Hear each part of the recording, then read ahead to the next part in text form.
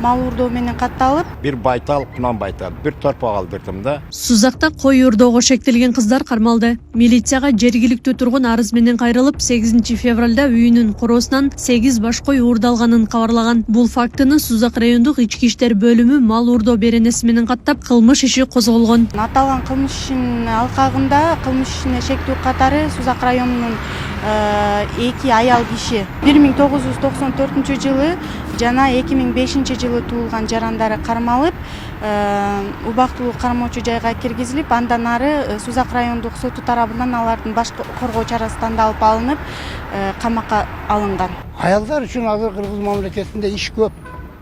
Манаке, жанагы тигүү сектор ачылып атат. Жумуш орду көп. Кыздар табылбай атат. Ошол жерге барып, адал менет кылып, иштеп таап жашса болбойбу? Эми эмне деген шермендерчилик? Уят деген нерсени билеби, билбейби, айрыкча аял затыны. Бул тарыхта болгон эмес да. Тарыхта болгон эмес.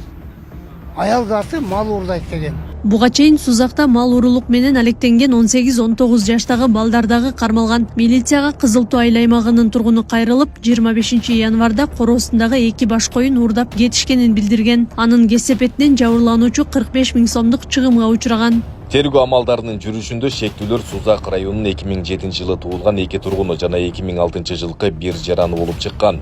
Алардын мындан башка дагы 10 мал уурулук жасагандыгы аныкталган. 13 февралда Сузак райондук сотунун чечими менен шектүүлөр 2 айга камакка алынган. Учурда тергөө амалдары жүрүп жатат. 2024 жылы жалпы Жалал Абад облусунун аймагында ойбун кылмыштардын бирдиктүү реестрине мал уурулук фактысы менен 127 факты катталган. Анын ачылуу пайызы 56,5%га ачылган. Ал эми 2025 жылдын 2 айына карата жалпы 37 факты катталып, анын ачылуу пайызы 76%га ачылган. Сузактын Кызылкый айылынын тургуну Шадыбек Бакешев 2024 жылдын ноябрь айынан бери эки малынын изин таппай келет. Ал окуя болгондон 1 ай өткөндөн кийин Сузактын милициясына арыз жазган. Bir baytal, kunan baytal, bir torpaq aldırdım da. Baytalımın жоголгонуна 15 күндүн аралыгында билдим.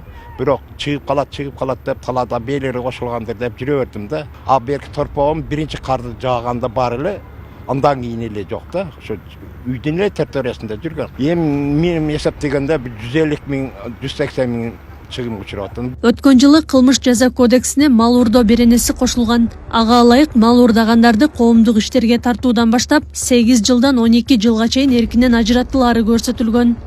Аклай Кырабаева, Замирбек Тойчубаев, Регион.